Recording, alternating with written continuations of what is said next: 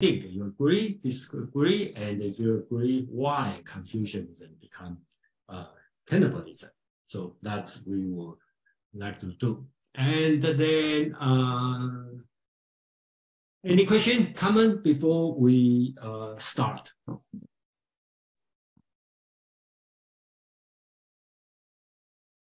I'm kind of eager. I'm eager to find out exactly how this relates.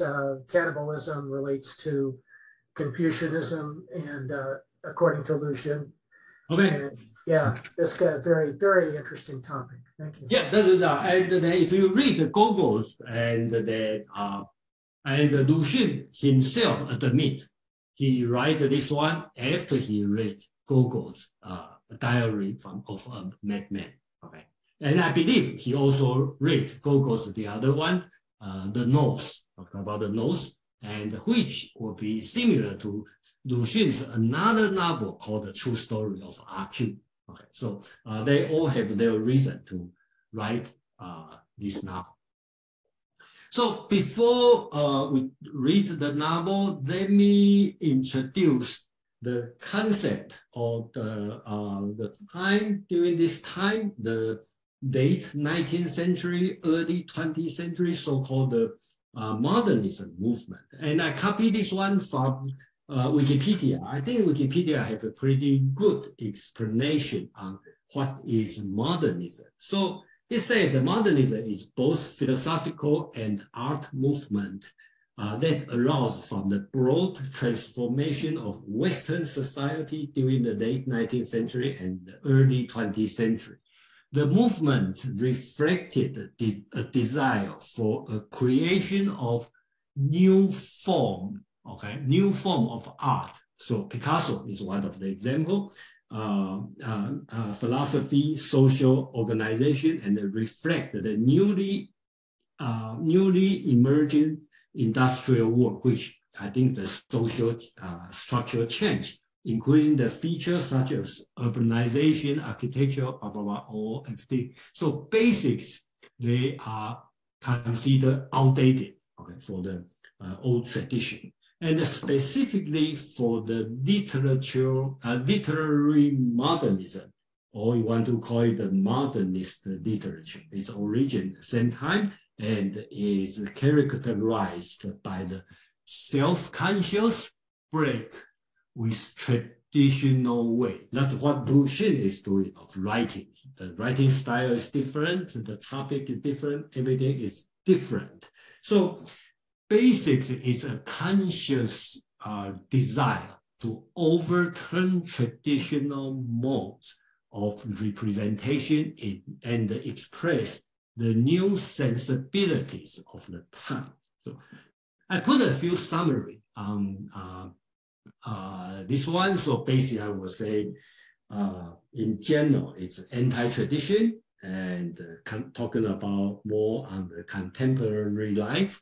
Talk about usually there's no hero, okay, no God, and the protagonist usually is ordinary, powerless people, and it's a parody, and usually it's a comic parody, and they have the satire. So basically, that's I think that's something like this that would be fit to both Gogol and Lucian's style.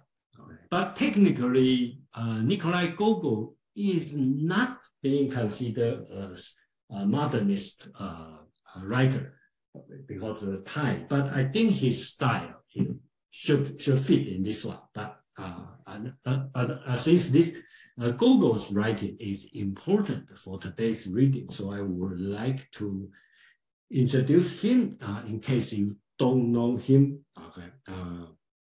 So Gogol was a Ukrainian-born Russian writer. Right? He wrote in Russian. Okay. So he had been considered Russian.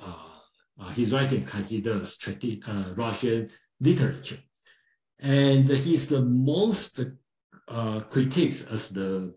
I think here people call him Russian realist. and he has a comic realism, and he'd like to, at least I didn't read many of them. I read two of his novels. One is The Nose, one is A Madman's Diary. And basically he is make fun of the petite bureaucrats. Okay, so just like in the Diary of Madman, the protagonist is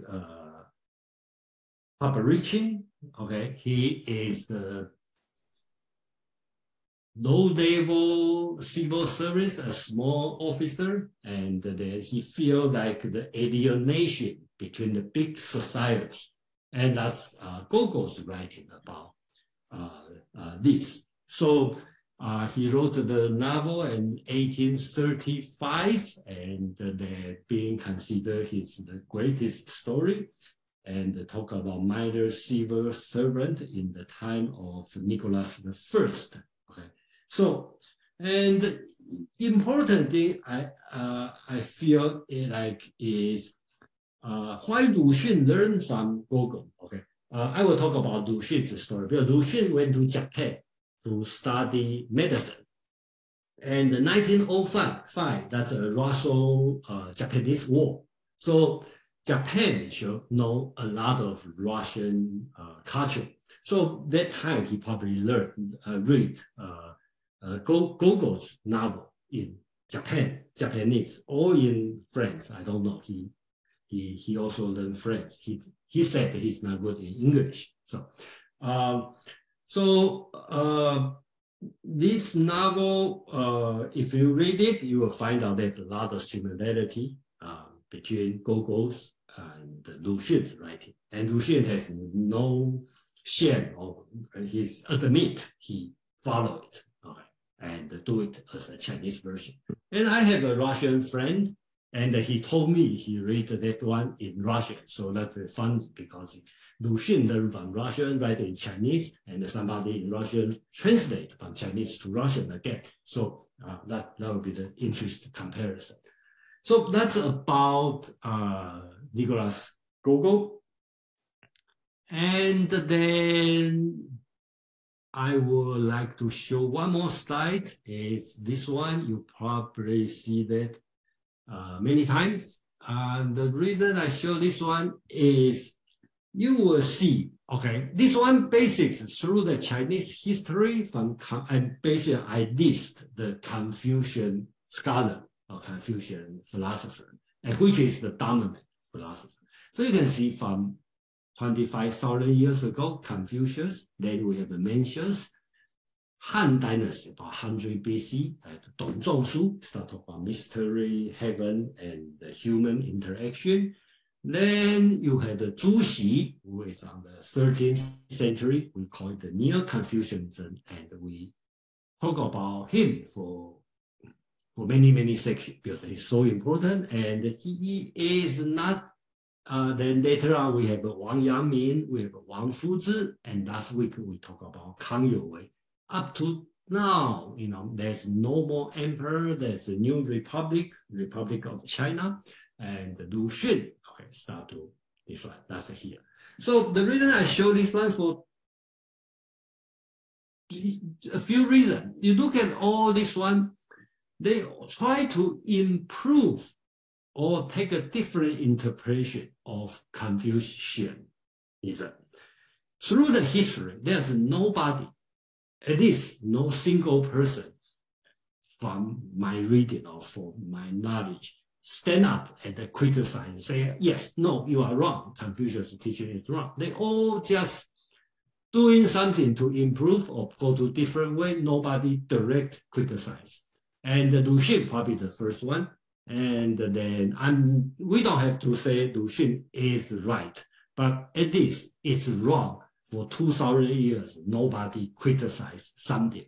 It's more like in Middle Age or in the scholastic writing, they all try to prove God existed. Nobody tried to prove there's no God. Okay. So I think that's what a similar way in this way. And another thing, you look at this chart, the first thing you see is you can say, wow, That's a great tradition. We have 2,500 years tradition, and that's great. But in another way, you can feel what kind of burden you carry. So the more you continue, the heavier of the burden you have. So I think that's the situation Luxun faced. So I will stop for a while here, okay, before I go to the next part. And if you have any question or any concern or anything you want to share.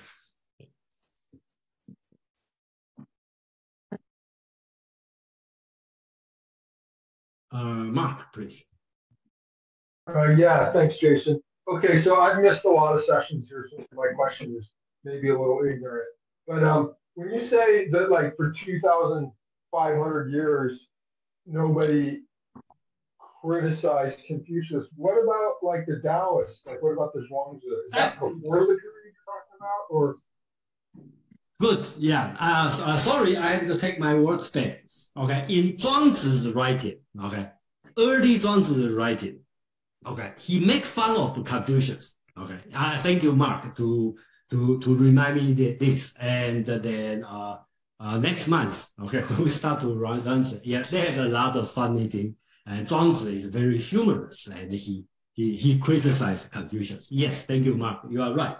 But after that time, all right, and nobody doing that. Even the neo-Taoists, they try to prove Confucius is also the Taoist sage. And then Lao Tzu, even the Taoist sage, he also same as Confucius. So that's a neo-Taoism. So thank you, Mark. Yeah, I forget. Zhuangzi is the one who constantly make fun of Confucius. James, please. Yeah, that's okay, thank you. So, like, about after what year would you say that Confucius was above criticism? Oh, I'm sorry. Mark, can you repeat your question? Yeah, after what year would you say Confucius became above criticism? Like, roughly, like, what year? I think it's about 100 BC. All right. That's the Han Dynasty. Thank you. Okay, during that time, because Dong Zhongshu started to make Confucius as the orthodoxy school. Okay, and since then nobody criticized. Oh, of course, you know, in the Cultural Revolution, then China has no problem to criticize Confucius, and that's why. And I will talk about this one a little bit later about the virtue. And Taiwan and Chiang Kai-shek got to go to different way. He has to promote Confucianism as much as he can. Yeah. I think James, you have a question, right? You have hands up before. Yeah, thank you. Yeah, I was just interested in how this. I'll be very interested in how this relates to the 1911 revolution. And, you know, I wasn't very completely aware of the 1911 revolution. And so I was just hoping that this will come up in the discussion, how this relates to Luxun's participation in the 1911 revolution and the power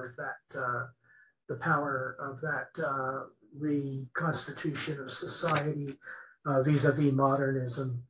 So thank you. Yeah, thank you, James. And I will talk a little bit, but not too much. I probably will put another section to talk about this revolution.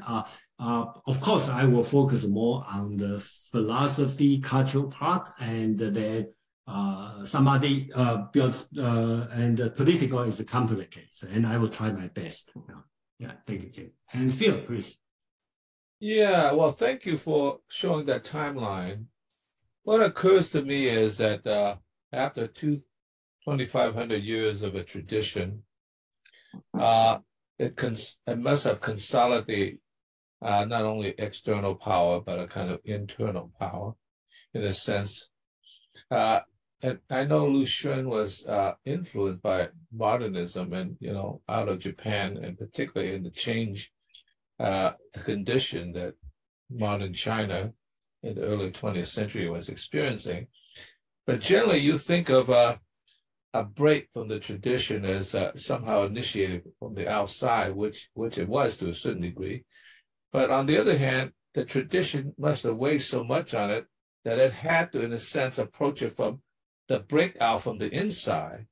So it has to somehow, in a sense, take account of Confucianism and break out of it rather than just an external kind of breaking down. So you can't break out of the wall. You can't, it's not a kind of thing that broke out of the wall from the outside, but kind of break in from the inside that pushes out. So that seems like a very important factor. Thank you. Well, thank you. Okay. So any other comment? Okay, let's move on to the another second part. Let's talk about this person, Luxun. So just a brief introduction about this him. I don't want to go to all the detail because today you can go to internet. If you are interested, you can find a lot of information. So I think I just want to point out some interesting and again, during his time, just like Jen asked about the 1911 revolution, okay, so happened during this time, right? So another historical, the war, the Bucks Rebellion and the Opinion War, Sino-Japanese War, okay, Russo-Japanese War, World War I, and many things happened. So if you want to talk about history during this time, in his lifetime, probably more things happens than past 2,000 years. So so constantly we will mention it, but we cannot complete. Okay. So he was born in the place is important, Shaoxing in the Zhejiang province, okay, which is 200 km from Shanghai. Okay, and remember last week when we talked about the philosopher Tang Youwei, Liang Qichao, they all from Guangdong, which is not far away from Hong Kong. Okay, and today we talk about people. He's from Shaoxing. Shaoxing is not far away from Shanghai. And as you know, during that time, Shanghai is so-called international settlement, so not belong to China. Same as Hong Kong is belong to British Empire. So they have the foreign influence. So they got more different thinking than the people in Beijing or in the inland. So that's also important now. So 1881. Interesting is when he was 11 years old. His family is a rich family. It's a scholarly family. His grandpa is so-called Jin Shi, who is in the civil, the royal civil exam is the highest level. You have to go to for the Xiucai, that's in the local level. Then go to your province level, they call Juren. And the highest level is the national test. You got pass, you got the Jin Shi, and you will get the central government job. And of course, the high position job comes with a lot of money, fortune. So his family is rich because his grandpa is a Jin Shi. So, it's rich and high position. But look like his father, okay? Lu Xun's father is not a good student, probably cannot pass the imperial examination for many times. So his grandpa has to bribe the examiner, okay, to let his son, who is Lu Xun's father, pass. So you will know how serious of this kind of thing. Even you are in the high government officer, you cannot, they have no backdoor for your son to pass the exam. You have the backdoor to give your son position, but you don't have the backdoor to let your son pass the examination. So he has to bribe the examiner, but unfortunately got caught. So the sentence is death penalty. Okay. So by this, their family, I think the family keep bribing more. So Lu Xun's grandpa can survive, but they will use up their family fortune. So when Luxun was 20, during all this time, Luxun, of course, he was trained as a Chinese Confucian student in order to continue the imperial examination. So when he was 20, the Qing dynasty decided to abolish the imperial examination, which has been run for 1,300 years. Okay. So what kind of situation? You try to bribe and being sentenced to death, and then turn out no more exam. Okay, so what kind of dramatic change during his time? So then he went to Japan to study, and he wanted to study medicine. At that time, a lot of people study medicine because the most obvious advance you can see from the Western culture is the medicine, because so many diseases they can cure, so many things they can do, which Chinese medicine cannot do.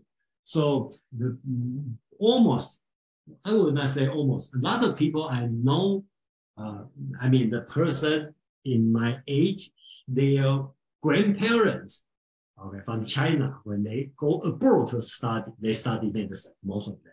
But he didn't practice because he's more interested in culture, in philosophy. So he's a medical doctor, but never practiced. So when he was 27 years old, he went back to China.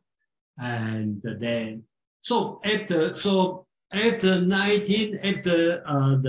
1911 revolution, so 1912 is application of the Qing Empire. So that's the first year of the Republic of China.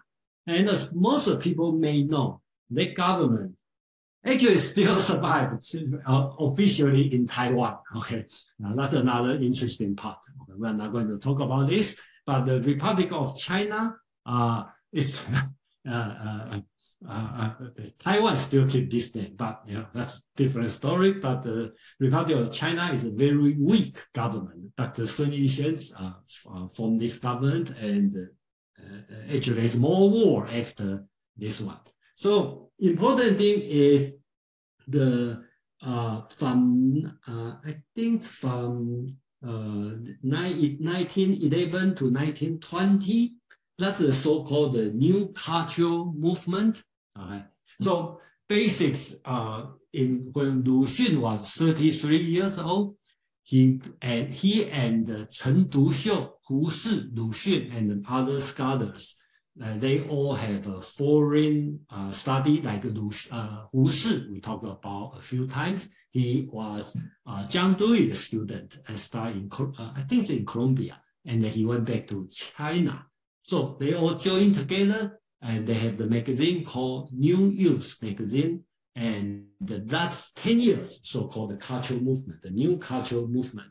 And one thing important, all these people, not including Feng Youlan, the person I follow, because he also Jiang Dui student. I don't know he went back to China or not, but he's not in this movement because he is more traditional. He still considers himself as a Confucianism.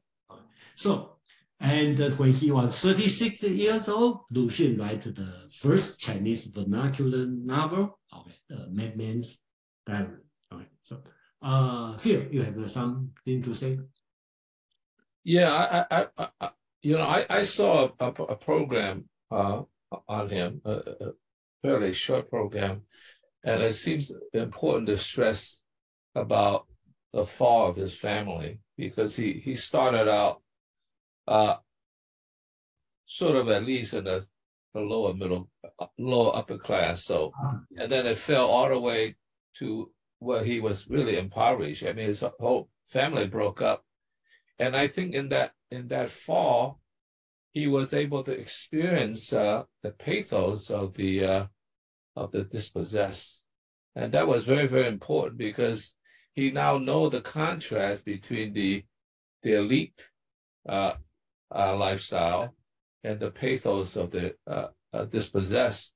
And I think that was an important part of his criticism of eventually, I suppose you could say, fighting for the dispossessed in a way, because he experienced that he had direct kind of existential experience of that as well. And so that was supplemented, of course, by his study abroad, and they brought up the fact that he actually studied Nietzsche, which is kind of interesting.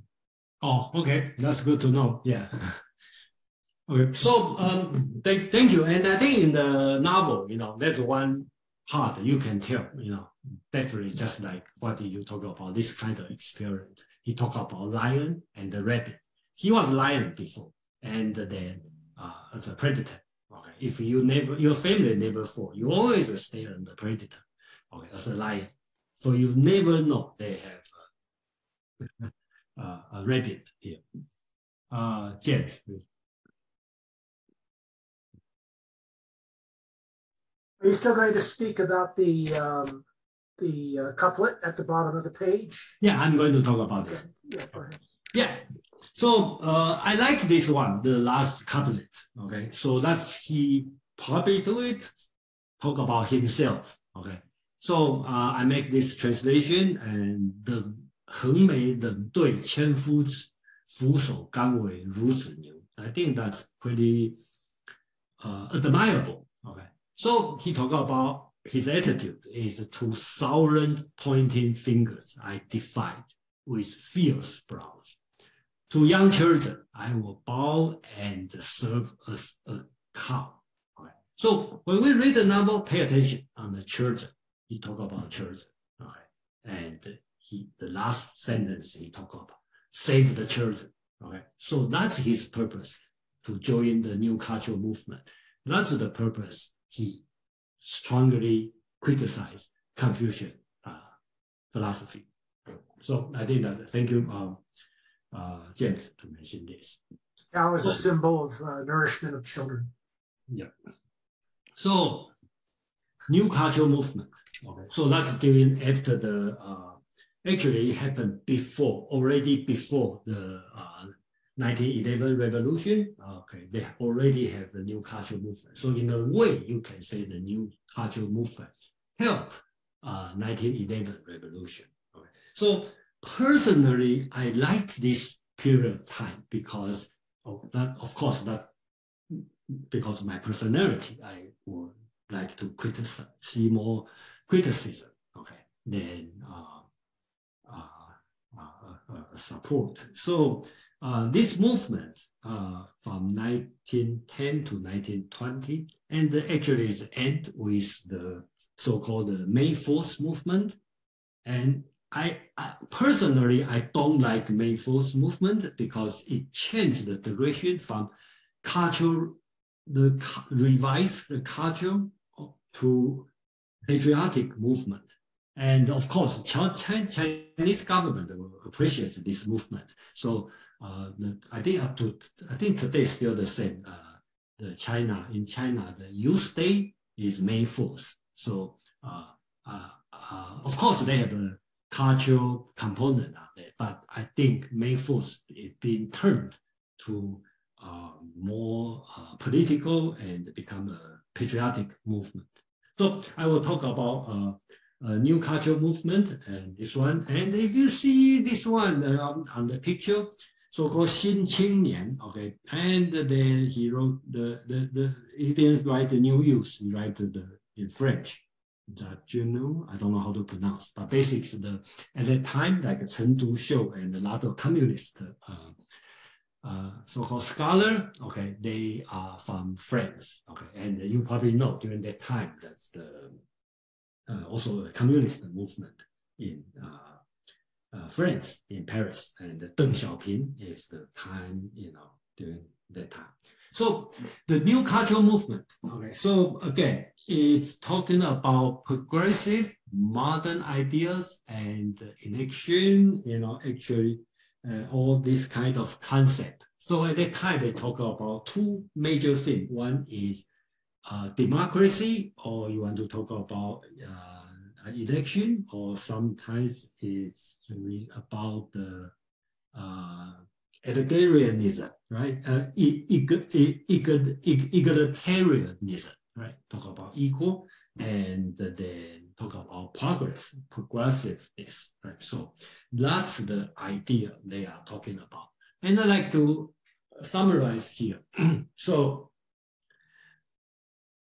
important concept they want to do is, first, they want to promote, let's start to do it, the vernacular literature, okay, which is the Luxun's writing. And that's the example of vernacular literature. I will have the next slide talk about vernacular. And then they want to end the patriarchal family and in favor of individual freedom and women's liberation, okay? And they view China as a nation among other nations, okay? Remember, if we read the ancient text, whenever they said under the heaven, okay, I all translate to the world. So during ancient time, I think up to this moment, okay, people still think China is the one, okay? So under the heaven, that's the world, that's China. So they want to tell people, they want to say, come on, recognize China just one of many, many, many nations. It's no uniqueness, okay? And then, so they want to re-examination of Confucian text, okay? So they want to start to criticize, be more critical on all ancient texts, okay? So another thing is democratic and egalitarian value. They start to bring up this one. And then they want to move toward to the future. And if you read Confucius or ancient Chinese teaching, usually you look at the back. Whenever you talk about the ancient time, that means a good time. Okay, the sage is the ancient time. Okay, so that's the big problem. Okay, and Hsün also write a few things on that. So we will introduce when we have the chance. Phil, please. Yeah, I have a question about this, and it's kind of like, maybe, I don't think it's off topic, but it might be. Okay. I mean, I've always been kind of an admirer of Zhou Enlai because he seemed like the only sane one in the Communist Party. And I think that he made some effort to, in a sense, mediate between these groups, but he wasn't successful. And I wonder what degree that made him different. Was it because he was still a Confucian scholar, or was it because he went to France instead of Japan and therefore was tied up with the communists? And because it seems to me things would have been very, very different if he had, in a sense, sided with, this other aspect rather than being a kind of a nationalist. Yeah, think something about that. It just seems interesting. Yeah, I know it's interesting, but I probably will put a stop here because it will become an endless discussion about Zhou Enlai. Then you will talk about Mao Zedong. Then you will talk about Chiang Kai-shek, and then we become an endless discussion on that. I know. Sorry. Your concern is very valid and it's very interesting. And when we have a drink, and we can talk about this for like 2 hours. So thank you, Phil, anyway.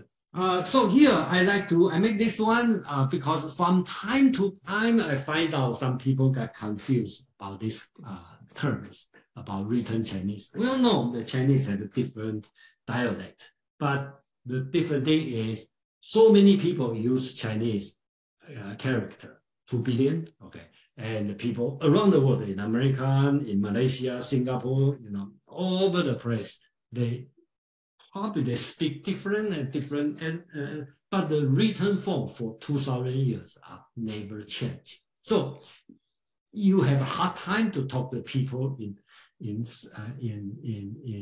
people speak different dialect, but you have no problem when you put it in the writing. So that's the part, and this one also, that's one, in one way, it's an advantage. Okay, because people can communicate with writing, but that means the written format will be apart from your spoken format. You speak, you don't write what you speak. If you write what you speak, if you talk about different dialect, then there would be, difficult to understand. So, for example, before, when I was young, Hong Kong is less Chinese culture. So they all, when they write Chinese, they write in their Cantonese dialect. So sometimes a hard time to read, their writing. Okay. So this kind of situation. So that's why we, at that time, they start to move. So we call it classical Chinese and vernacular Chinese. So vernacular Chinese is the way of writing. You write what you speak. All right. And the classical Chinese is different way of writing. So at that time, in 1920, during that time, Hsün is the most supporter to change the way of writing.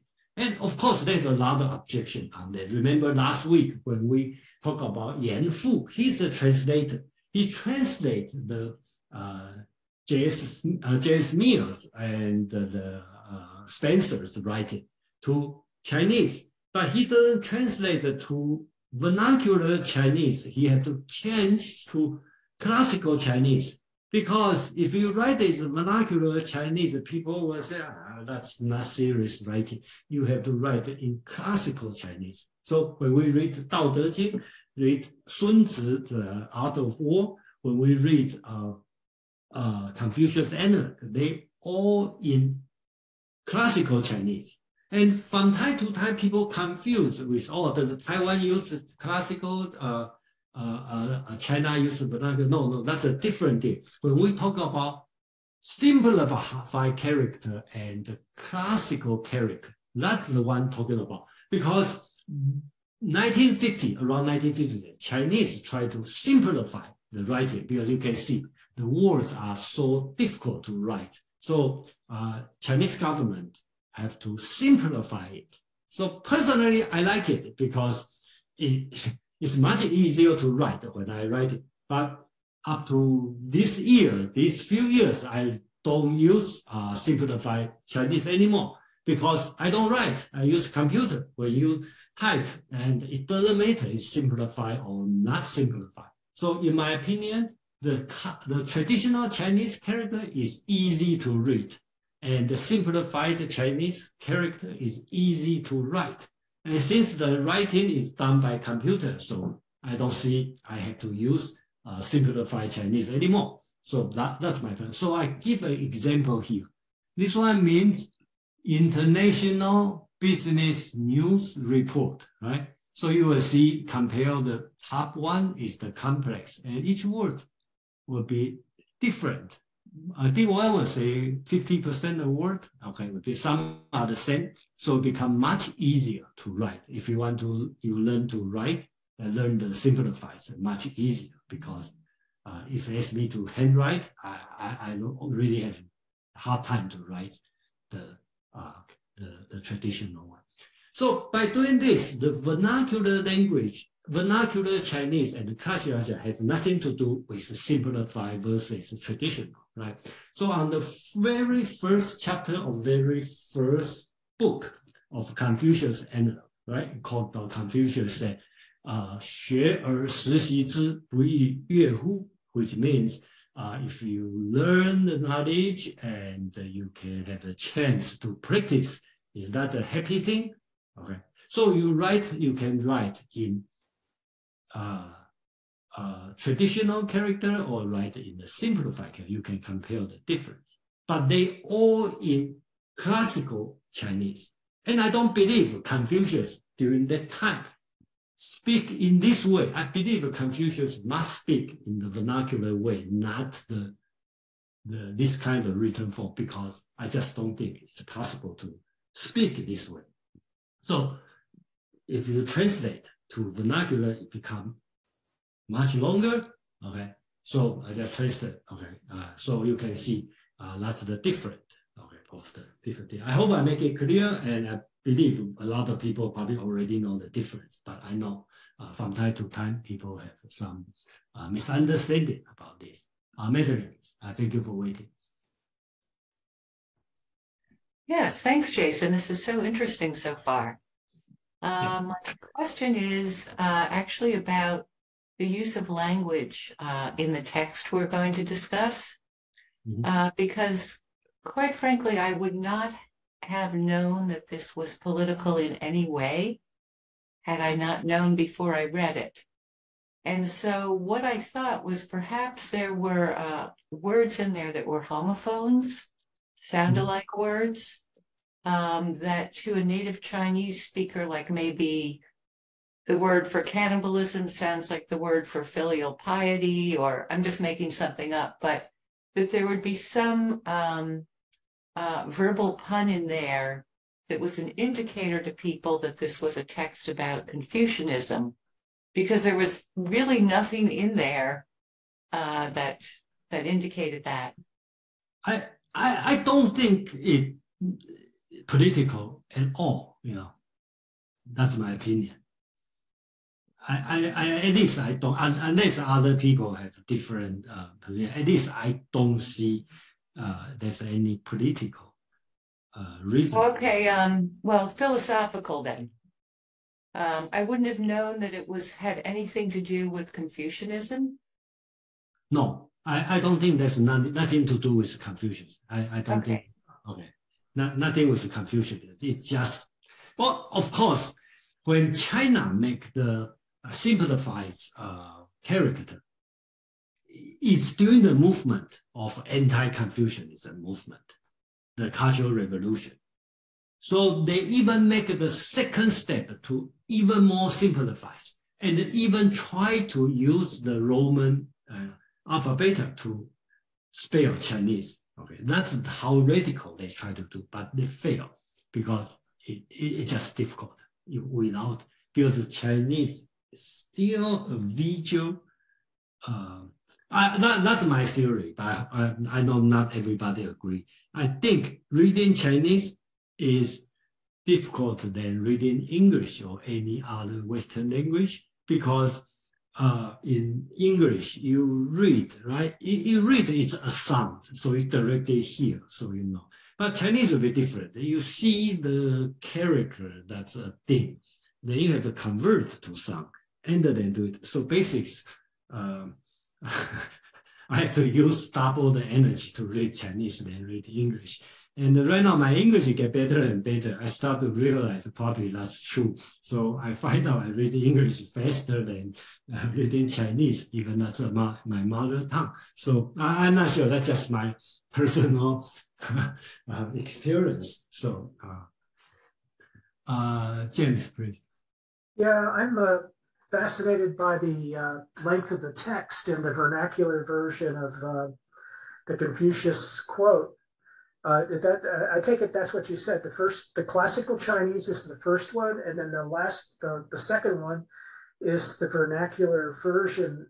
Yeah, vernacular version. This part is vernacular. Yeah. I was wondering if you could transliterate that carefully for us in English, so that we understood where this complexity, this visual complexity lies. Okay, so basics, I would say, okay, the vernacular Chinese is much closer to English. All right, let's put it this way. So basics, I can easily translate this sentence because it said, after learning the knowledge, okay, and I have a chance to, in the right time, to practice my knowledge. Is that happy? Okay, but in classical Chinese, I think the problem is this.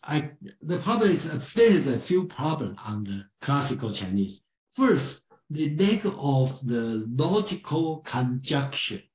So it has the because, therefore, but it's very rough. Okay, so you lack of this. Okay, if you lack of this, then that's when I do the translation, I face the hard time because I have to figure out what's the logical behind.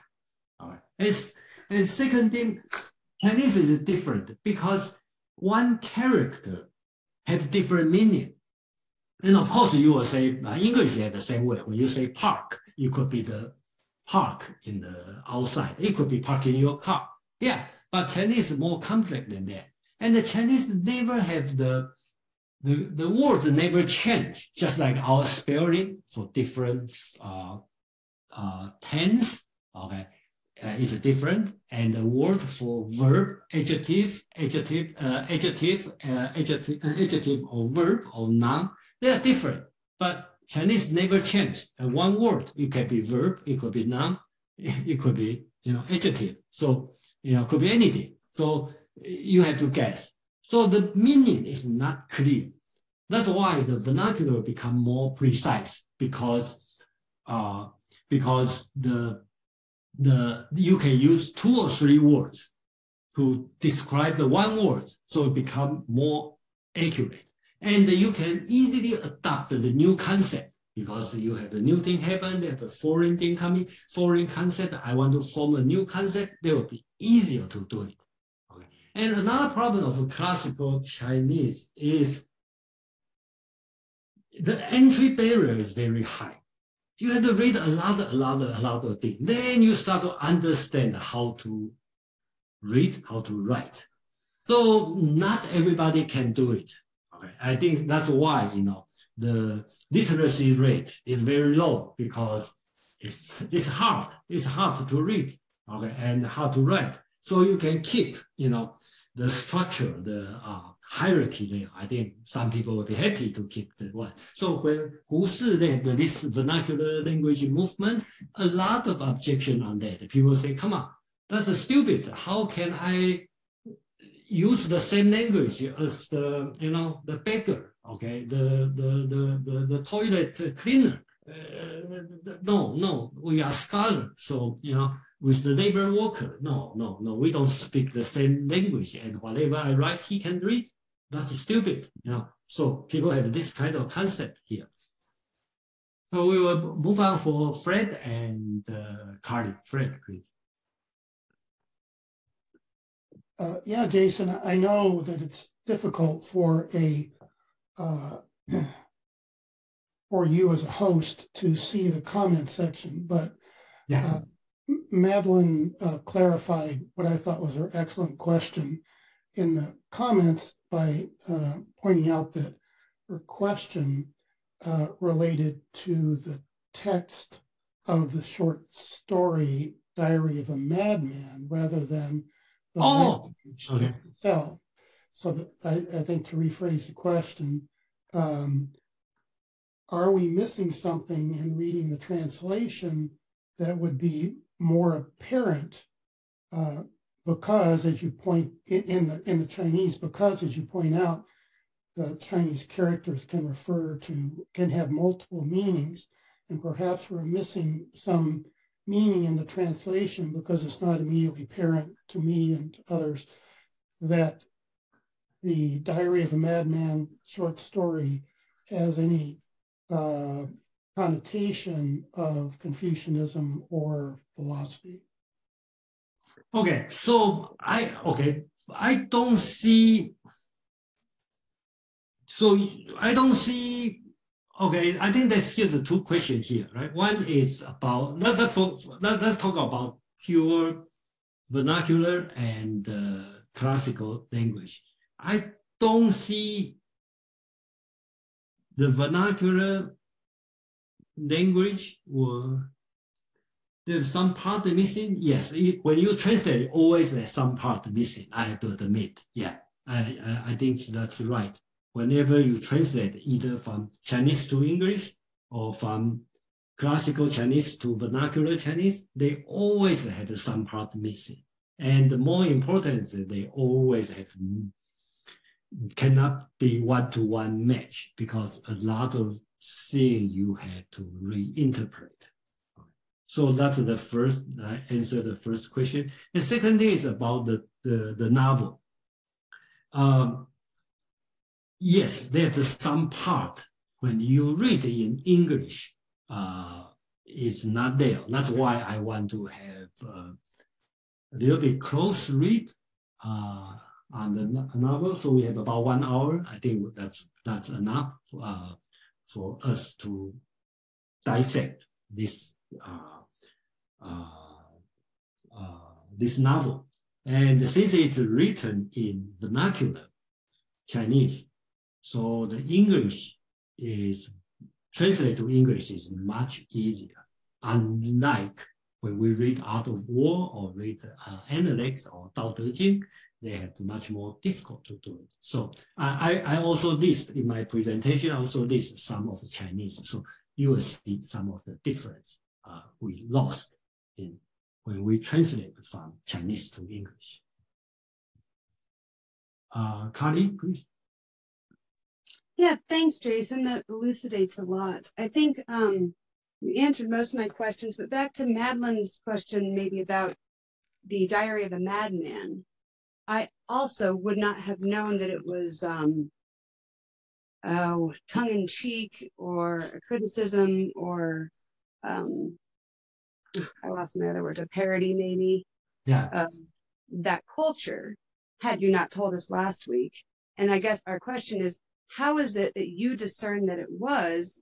Is that based on the text, the vernacular, or you had mentioned earlier that the classical Chinese is easier for you to read and the vernacular is more complex, and I understand it incorporates more too. But is there something about the text that we're going to go over that gives you that impression, maybe with homophones or synonyms, or is it just a style of writing, or is it based on the history of the man that we've gone over? I would say all of this, and also including Luxun himself, the author himself, also talk about this. I think it will be similar when we read Gogol's writing, okay, about the Madman Diary. He really just talk about madman. How do we know he is talking about the social alienation? Okay, when you read Gogol's novel, The Nose, right? What he talking about? A nose become a person, and then even have a high ranking than the person than him. So why he talking about this, right? He talk about the society, the bureaucratic society. Of course, as a reader, you can just read as a joke and have fun. That'll be fine. So I read it in this way, and Luxun also tell us to read it in this way. Okay, that's the solid evidence. And during that period of time, and I was not surprised, he talked about Confucianism. Okay, or you talk about the Chinese society in total. Great, thanks. I think I'm with you then. So let's move on. And one more chapter. Joe is here. That's great. Nice to see you, Jason. Yeah, Joe asked virtues, so I know you are interested in virtues. So okay, let me this slide to make for you. So thank you. So I think last week you asked me about the cardinal virtues in Chinese. Okay, so I'm going to give you an answer now, and which is related to this one. So we all know the Greek virtue. Okay, that 4 cardinal virtues: prudence, or sometimes you want to translate wisdom, justice, temperance, courage, right? And later on, they have the Christian, during the Christian time, they add 3 more, right? Become the charity, or one called love, hope, and the faith. So that's the virtue, cardinal virtue in the Western world. Chinese, okay. Traditionally, 忠孝仁义, loyalty, filial piety, humanity, or we want to benevolence, 仁, and righteousness is the major. I think there's no such thing as 4 major virtues in Chinese, but basically, if you want ask most of people to list 4 most important, I think these 4 would be important.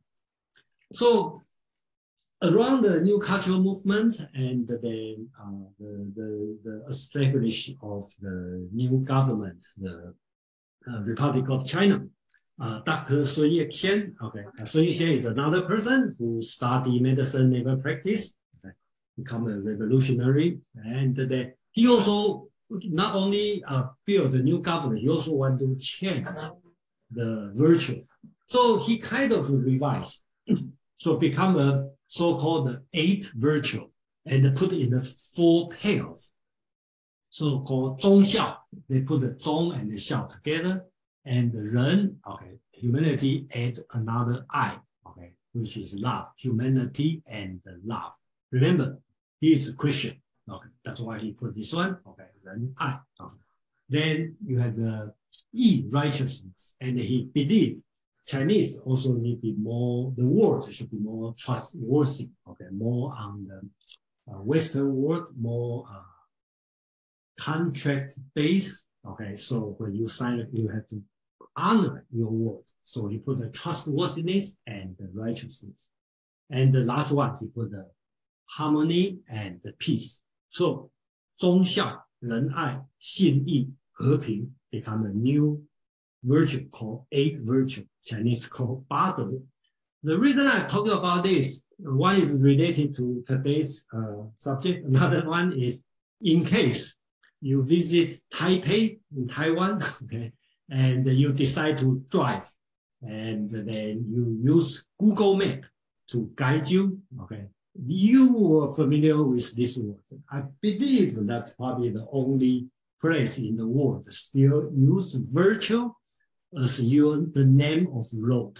So when you drive and using Google Map, it will tell you, go north on the 八德 road, turn right on the 忠孝 road, okay, and then turn left on the 信义 road, okay. So they all this virtue, and I think that's a historical legend, historical leftover from Jiang Kai-shek, because he liked to educate Taiwanese people, so he put all these virtues in the major road in Taipei. So you still can see it, and but if you want to revise what's all this virtue.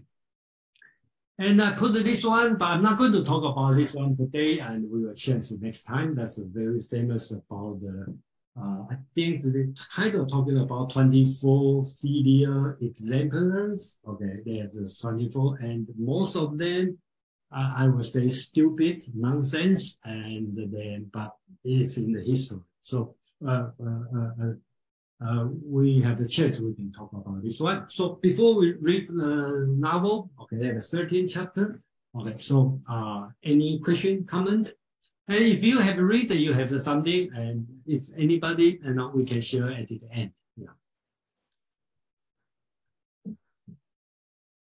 So ready? Let's go through the. Okay, Mark, please. Yeah, before we get away from the diary of the madman. So I actually feel lucky that I didn't hear the instructions, because I read the novel having no understanding that it had any social critique value. So I just read it as if it was supposed to be the diary of a madman. There was no other implication to it. And so I had a whole bunch of questions about like how common was cannibalism in China at that time, like how far-fetched was his idea that his neighbors might want to eat him. You know, like his brother said, well, cannibalism doesn't make sense unless there's famine. And I've heard that cannibalism was actually fairly common in Guangxi province during the Great Leap Forward when there was a lot of famine. So it brought up all these questions for me about like how realistic was this guy's fear, how crazy he was. So that was mostly what I was thinking about. But I haven't. So I'd like to hear your comment on that. But also I have another question, which is that in Lucian's writing, how is he relating Confucianism to cannibalism? Like clearly, I mean, he sees, at least my understanding, he sees both of them as bad.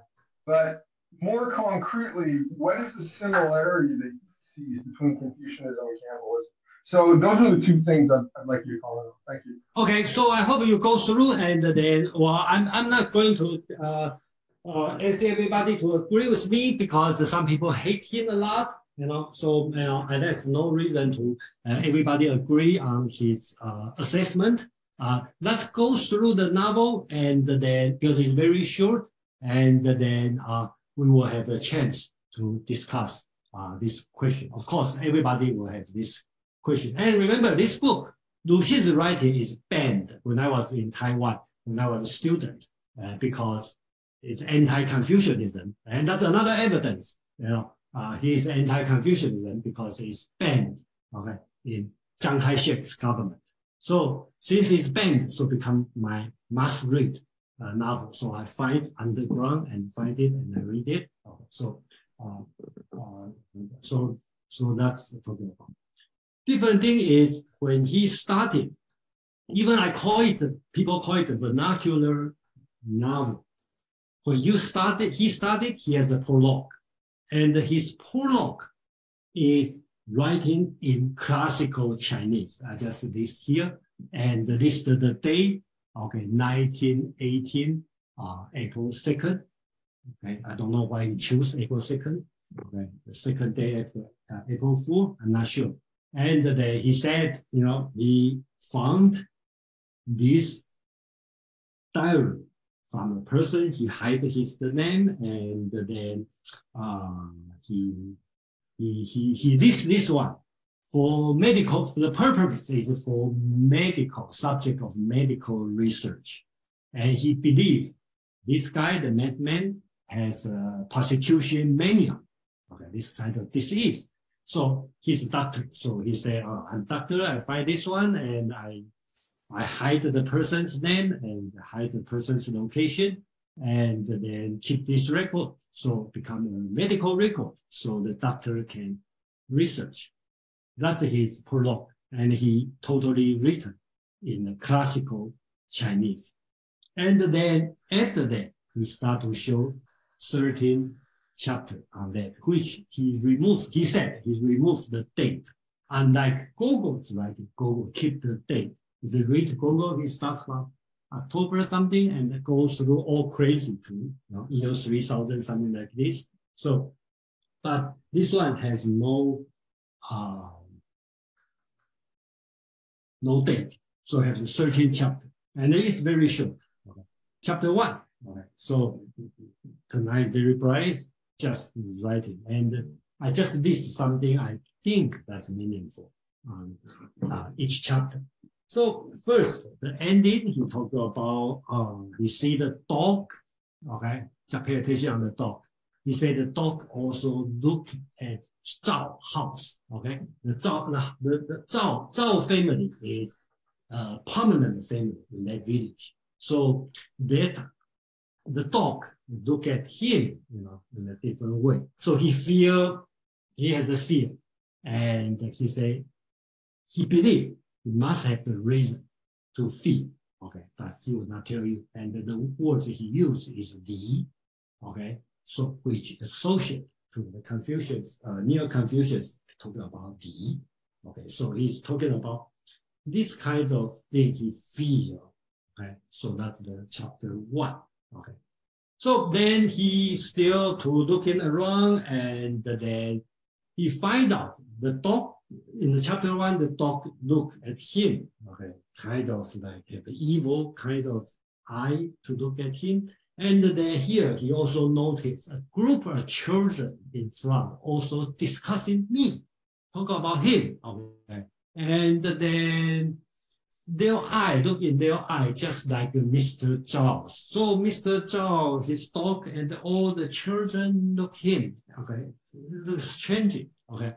And he tried to think back what he did wrong, He think he can do something wrong. He trod on Mr. Gu Qiu's account sheet, okay, the accounting book. So Gu Jiu, okay, Gu Jiu means very old accounting book. So he is talking about he probably reject the ancient tradition, Gu Jiu, okay, Mr. Gu Jiu, okay, in the same name as very old. So he's talking about this. He reject this one, and he started wondering why the children this one. Then his final is, I know they must have learned this from their parents. So at least the Chinese, he said, he didn't use the real words, the parent, he used the very slang, like 娘老子, means old man, okay, old woman, okay, so it's a very local slang, disrespectful. So we kind of talking about must be learned from, parents. James, please. Yeah, I haven't gotten very far into the Gogol yet, but this is like very cute how this, now I'm realizing that this just reflects the Gogol, and it's like comedic. It's comedic. Mr. Kuchu account sheets, that's the person who he realizes is his natural enemy is the accountant, the corporation accountant. He can't get a raise because the accountant is so narrow-minded. And the children, those are in the Gogol, those are two dogs, which he realizes are actually speaking English to each other. And he even says, one of them even says that you should have gotten my letter by now. I wrote you a letter, you should have received it. So it's like the absurdity of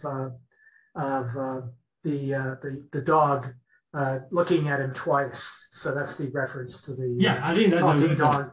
We also talk about dog, and then also talk about children. Okay, so it's parody inside of imitation. Yeah, there's the imitation, and they have a different purpose, and then their imitation are the same, their style are the same. Okay, I think that's a very good.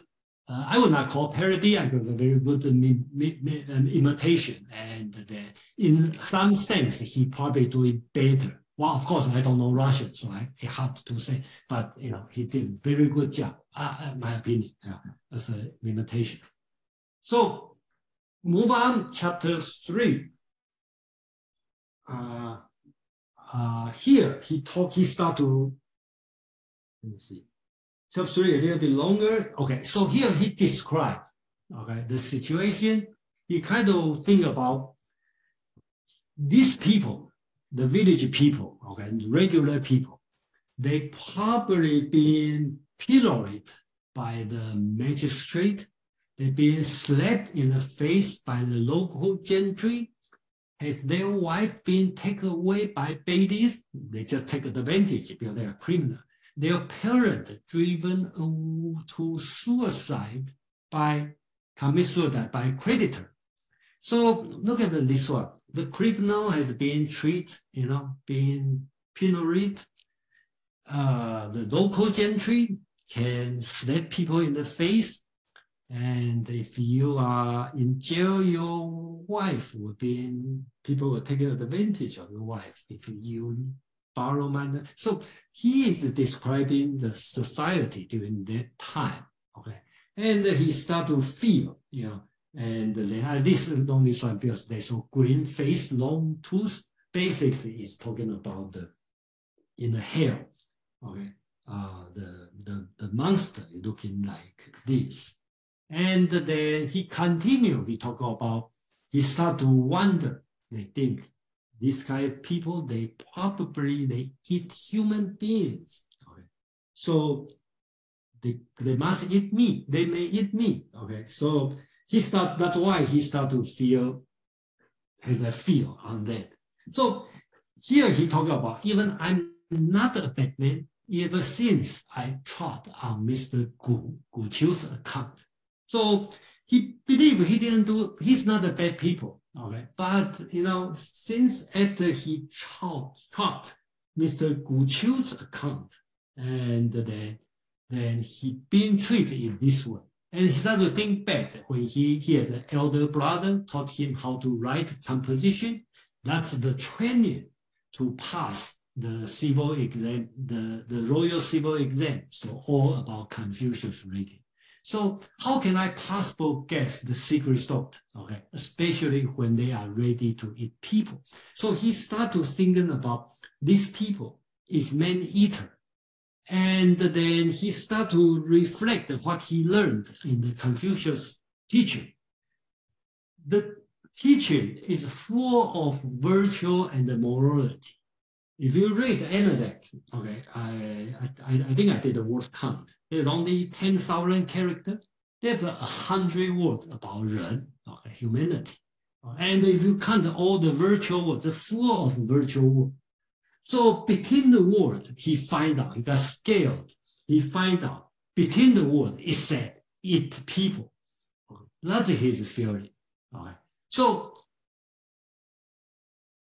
he is a man, so he believes they want to eat him. That's why he's scared. Then he move on to chapter 4. Okay. Chapter 4, he start to talking about the doctor, Mr. Ho,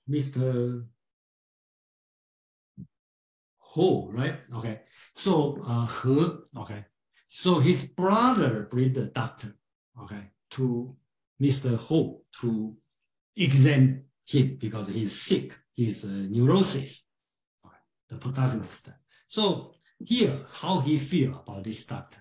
He talked about, all right, he talked to the doctor. Actually, I was quite well that, okay, well known, okay, that this old man was executioner in disguise. He simply used the pretext of feeling of my pulse to see how fat I was because he started to believe, okay, he has a persecution mania.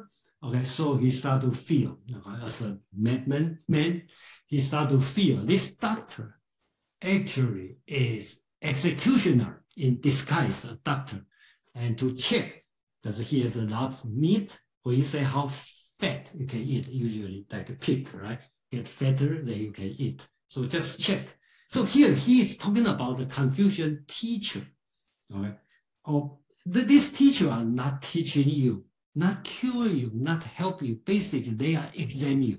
In the whole society, the teacher, instead of helping you, teach you, guide you, okay, the teacher basically exempt you. See, you're good or not good. That's his feeling. So he start to cry, like the eater of human flesh is my elder brother. He start to realize his brother also a man eater. So I'm the younger brother of an eater, a cannibal. Right? And I myself eaten by others, but nonetheless, I'm the youngest brother of the man of the cannibals. So basically, that's he is talking about. Then move on, chapter 5. Okay, he start to find the evidence from the history book. So he started to suspect Chinese culture could be the man-eating culture, could be the cannibal culture. So he started to look at the book. So he mentioned a few people, because the doctor checked him, right, the Chinese doctor. And then another person called Li Shizhen, right? Li Shizhen, right? The Chinese herb. He has a book called the 本草纲目, right? That's the kind of the encyclopedia of all the Chinese herb. He's the person who compiled all this on the late 16th century, being considered as a predecessor of the Chinese doctor. In this book, he checked this book. Okay, they also record the human flesh. Okay, can be cure some disease. Okay, so here I have to defend for Li Shizhen a little bit. Okay, I think that's defense also criticized. I realize through the history, Chinese culture lack of something called verification. Usually people just take the account, and if it's old, people respect it. It's hardly to say, okay, let's check whether or not it's true or not true. I think that's the attitude for most of the Chinese during the history.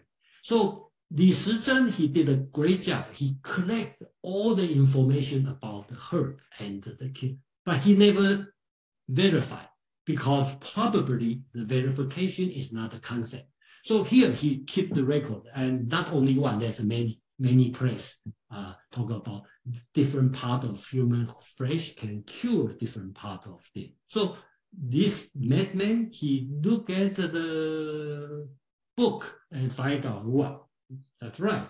And then even the medical book talk about eating human. So And then also in the history book, and that's true. Okay, I also read it. Talk about 易子而食. They say, what do you say? Exchange sons to eat. Okay, so whenever in the history, because through 2,000 years, many famines happened. When people are hungry, and the historian will write, people are hungry, how many people die, they exchange some to eat. Okay. I don't know if it's metaphorical or rhetorical, okay, but definitely have some truths. Probably not all truths, but definitely there's something happen. So he finds in the historical account there's many descriptions about exchange some to eat. And then the Chinese saying, okay, you talk about have his flesh eaten and his hide slept on. Okay, so this one definitely is rhetorical. So if I hate somebody a lot, I will say I wish I have his flesh eaten and have his hide, his skin slept on. Okay, so I think that's totally rhetorical. But Luxun just mix all this together. So this madman, he start to look at and he say, hey, the medicine book talking about this, right? It's human flesh. And the historical account and talking about exchange some to eat. And then we have a common saying that like have his flesh eaten and his hide slept on. And compared to, and that explained, it's not just my suspicion because he read the ancient teaching between the morality and the virtue. It's between the word, they say eat people. So that's the evidence. That's he see so far. And then chapter 6 become very short. Okay. And he talk, I think that's important. He talk about the fierceness of a lion, the timidity of a rabbit, the craftiness. I think the right word, 狡猾, I think should translate as slickness, okay, of a fox. So he's talking about this, or we want to translate as cunning, okay, of a fox. So he's talking about this society become only 3 kinds of people: the predator, the prey, and the fox. So you, just like we talked about at the beginning, Luxun's family is a predator. Okay, he's the local gentry family. So they like a lion, or if you are not, you are like a rabbit. Otherwise, you just outside this society, you just try to become slick and then try to take advantage on that, on this society. So that's his diagnosis of the Confucius society during that time. So when he moved on, he started to have some reflection on the cannibalism, right? So here he started to talk about he's knowledgeable. He's definitely not mad, right? He talked about how does, other than the historical account, how does man become man-eater? So actually, he has a good concept about the evolution, right? So he started to talk about the old time, probably the beast will eat beast, and blah blah blah. He started to realize he read called hyena, okay, and he know hyena is kind of the canine species and related to wolf, and then dog is like this. So he remind him about the dog in Zhao family's dog. Why the dog look at him in this way? Because they related to hyena in the foreign book. Also talk about hyena, they eat the dead flesh. So that all explain the scientific evidence. Okay, this guy a man eating. So he start to curse this kind of behavior. Okay, his reflection. So in cursing man-eater, I should start with my brother because his brother is a man-eater. And he tried to dissuade his brother, man-eater, want to start from him. He has the idea, he wants to change it. So chapter 8, he started talking about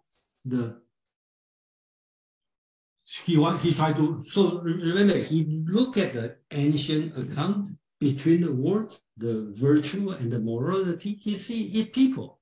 And in the historical account, they have hard evidence. They say, exchange some to eat. The medical book talk about it's human flesh.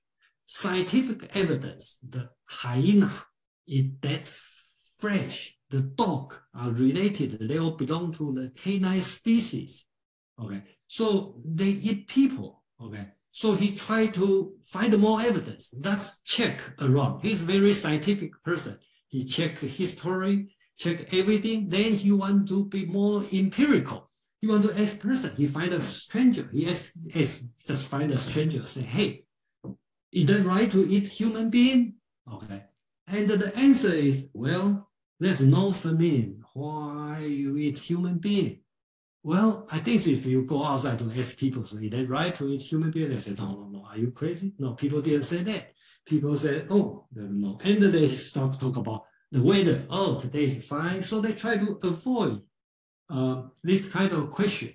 So okay, the reality is that people don't want to talk to the madman. So that's why. But he started to fight. That's the evidence, right? And then he started to realize, okay, this society really a man-eating society. So he opened his eye widely. He said he must have been taught how here he started to talk about the children. Okay, so they must be taught by their parents, and I'm afraid he has already taught his son. This is why even the children look at me so fiercely on the second chapter. Even the children, those should be naive, but even look at him fiercely because they have been taught by their parents. So he move on chapter 9. I think this one also important. He's talking about it's a conspiracy, okay? And then he talk about the relationship, father, son, husband, wife, brother, friends, teacher, student, sworn enemy, and even strangers have all joined in this conspiracy, discouraging and preventing each other from taking this step. What he is talking about any kind of relationship, even with your enemy. They even don't want cross over this line. Which line? Well, I will assume it's a Confucius teaching. If you pass this line, then you will be eaten. Okay. So that's his conclusion. He find out in this way. Then we move on in the 10, and then this one is much longer, but they start have a few conversation talking about.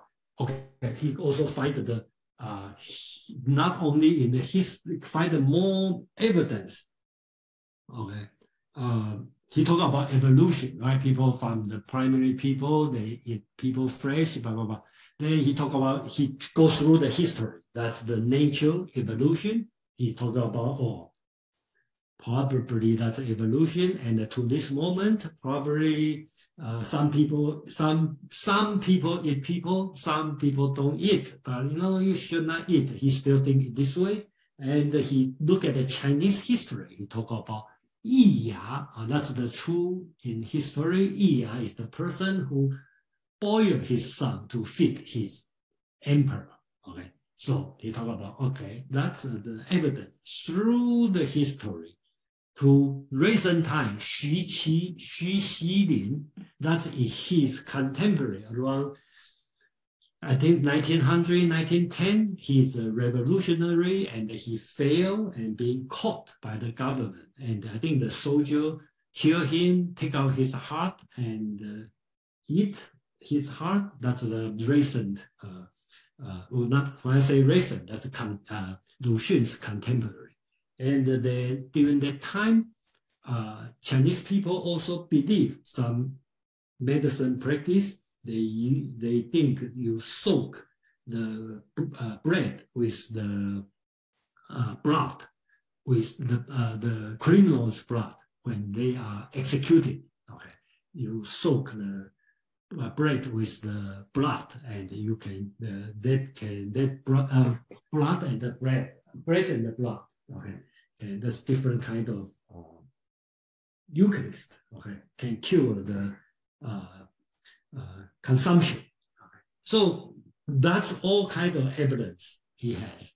So he start to think that's the terrible situation, and then he tried to convince his older brother, man eating is wrong, we should not eat man, this kind of thing. And then people got, and his brother just wanted to push him back, knock him back to the room. So the interesting is his brother, there's people surrounding to look at him, to the his madman neurosis. So the brother say, what is the point of looking at a madman? I said, don't. So Chinese, they don't use madman as a 狂人. Okay, Luxun carefully choose the words.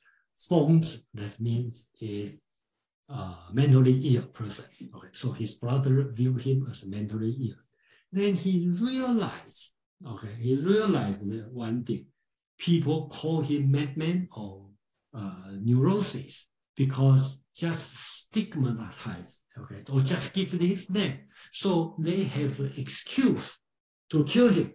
So in the future, he was eaten, I was eaten, not only will there will be no trouble, but people will say probably that's grateful for me. Okay, so and he remember, when the tenant, okay, basically tenant here, he talked about the equivalent to the sharecropper, okay, the poor people. They talk about neighboring village, they eat some bad people. So he realized they just call the person bad people, so they have an excuse to eat them. And same as people call him a neurosis. So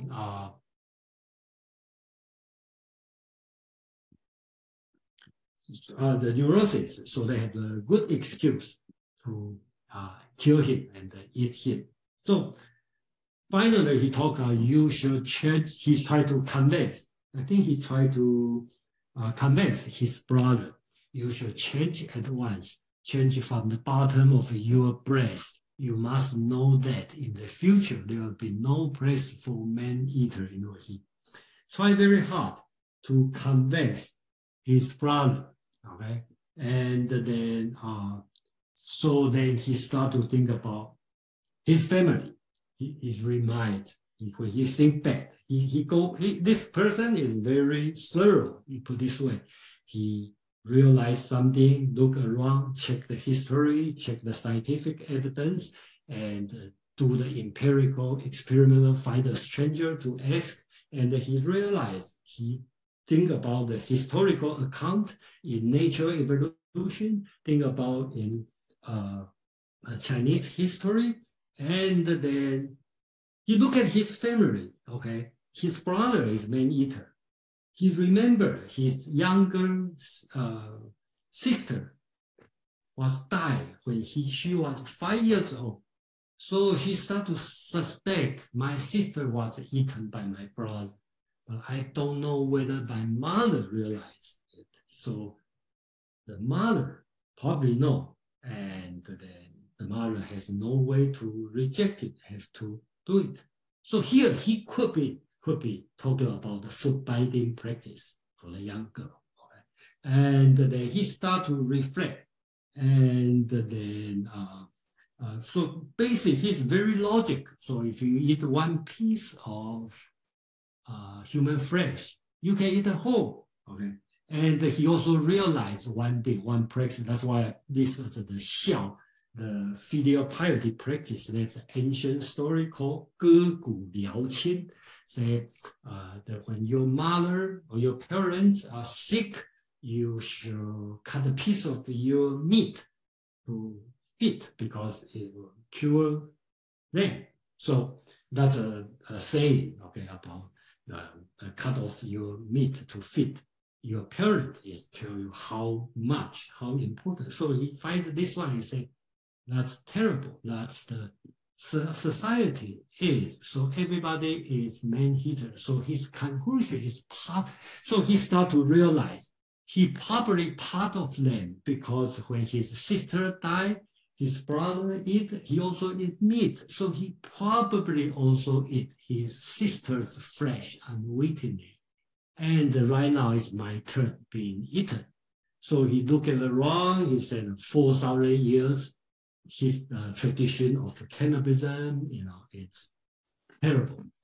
So conclusion, very short, okay. He said perhaps there are still children who have not eaten man. Save the children. So in Chinese, I think it's Chinese, probably some meaning lost in the English translation. Chinese is a 救救孩子. Okay, I think that's very heavy cry on that. It would be similar to the last word of Gogol's the Diary of a Madman. I think finally he called Mother, Mother, have pity on your child. He talked about himself. But here he said, save the children. It's also reflect on Luxun's couplet, right? He talked about he doesn't care. He's with angry look at the southern finger point to him. Okay, but he will do whatever he can do to save the children. That's about this novel. So I finished the story on this one. It's short and then please comment if you. It's controversial, but Madeline, please. Yes, well, this has nothing to do with the cannibalism. I think it was back on slide 10. Our protagonist was attempting to convince his older brother of something. Yeah. And that actually made me think of one of the Confucian virtues, which is that, or one of the things you're supposed to do, which is that if you see that your elder is doing something wrong, that's when it's all right to contradict them and try to convince them onto the right path. Yeah, thank you. Okay. Well, it's a very complex situation because when we talk about Confucius, it's many, many different kinds of Confucius.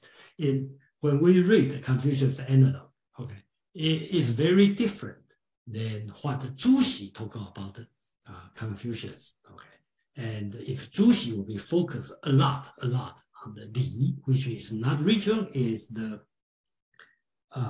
principle. So Zhu Xi famously talking about you need to preserve the principle, get rid of human desire. Okay, so and then this kind of logic being enforced by the government.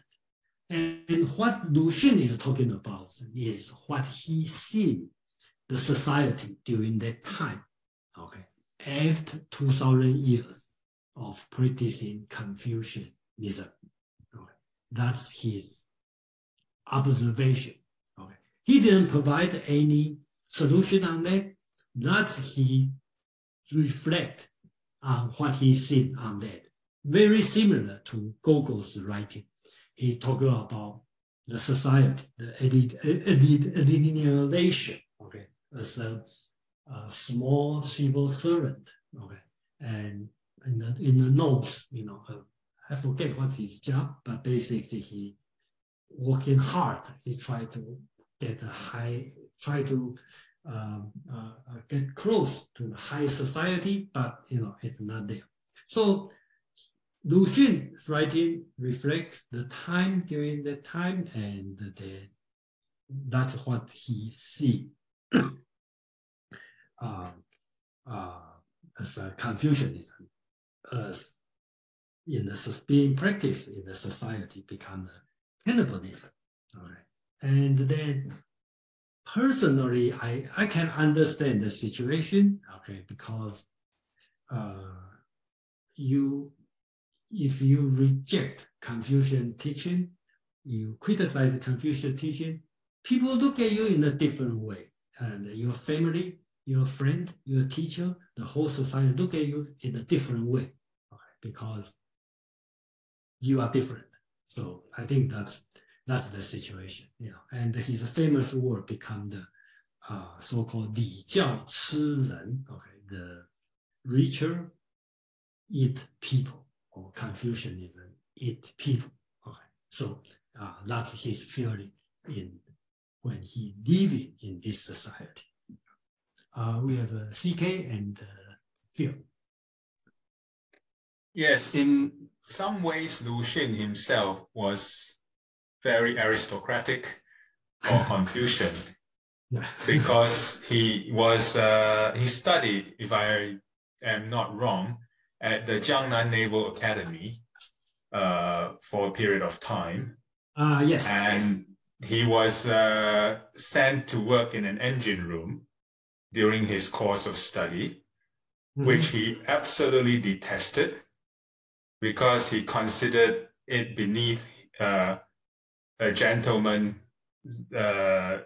duty to work in an engine room. Those were for the toiling masses and not for educated men like himself.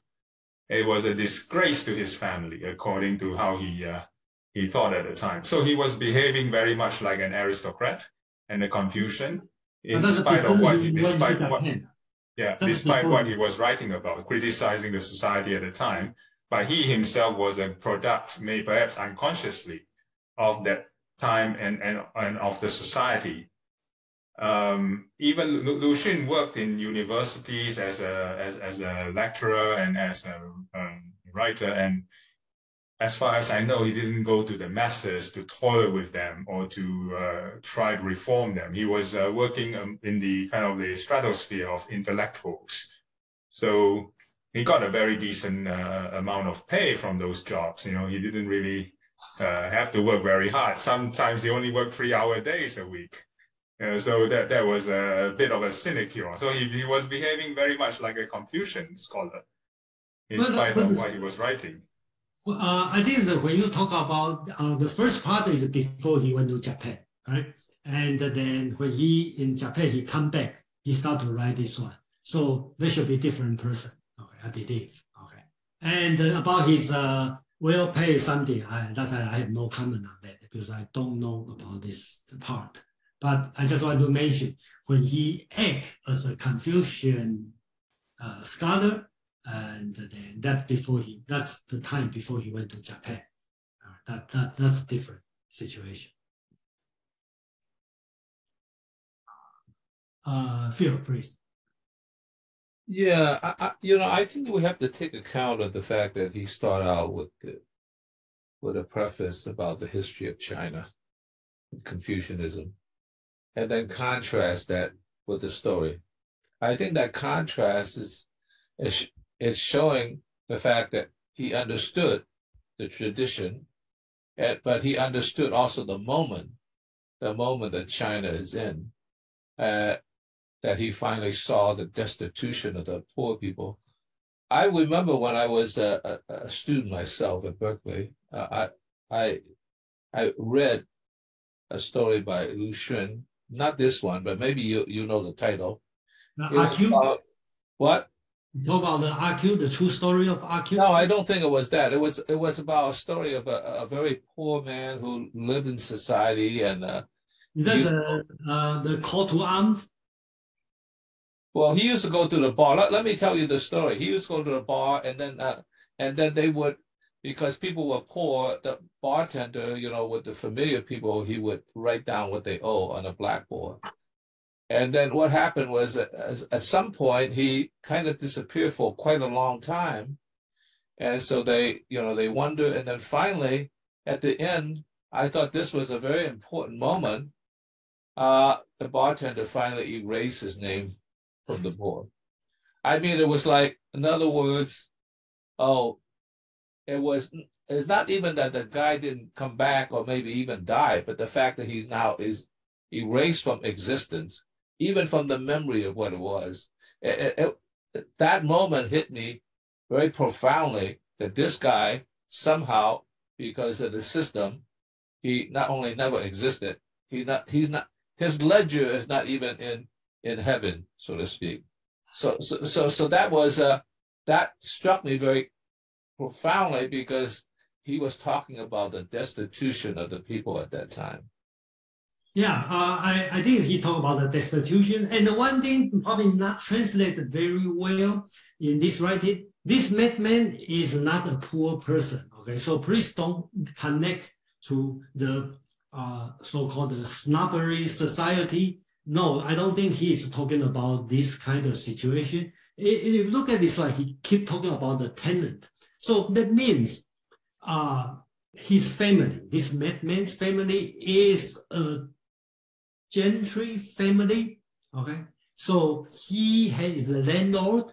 He has a tenant to work for them. So he is not poor. Okay, so let's put this way. Okay. Yeah, but I also saw it as kind of like, you know how people in society, you know, like as Kant says, you know, like look at the world with rose-colored glasses, right? Mm-hmm. Yeah. Happy feelings. I think he was wearing like what I would call surrealist glasses. And in a sense, he saw the strangeness of the situation and he didn't know how to put it together, but he saw beneath that. In other words, it's more real than reality. You know, that his craziness allowed him to saw beneath, not only past the rose-colored glasses, but beyond reality that covers up what the thing is. So it seems to me he was partially, he was telling a super reality. That's what surrealism means.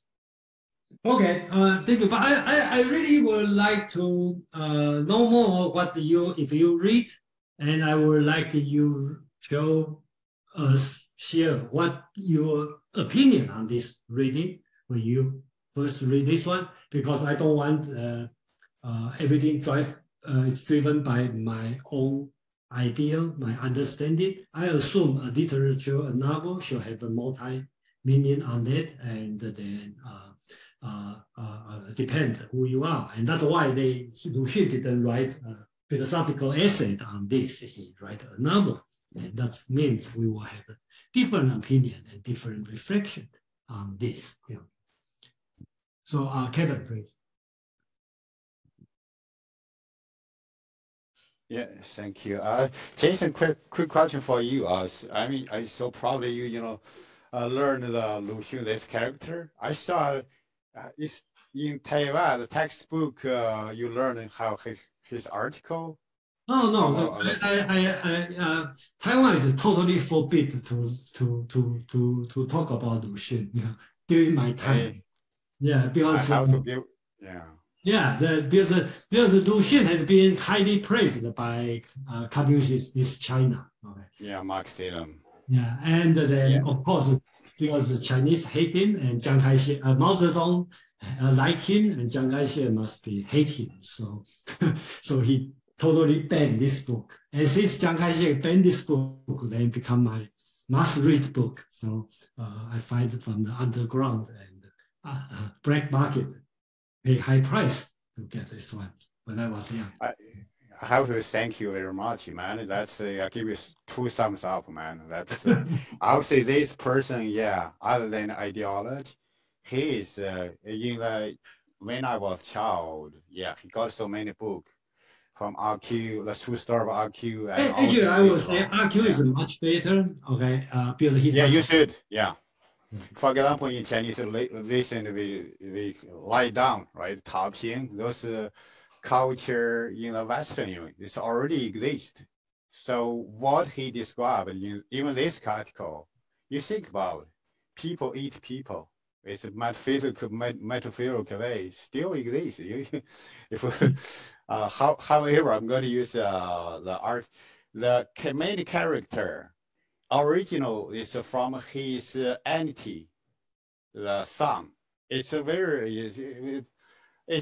scholar, smart, educated, but get credit. It's called delu. English is called persecutory delusion. That's himself. That's why the main character, you know, then they live with Lucian, this author, then he bases that character, right? And another way is from audience, people traditional. So he, like you see it, you know, from the Li Sizheng, and we have a tradition, think something for us can cure other people's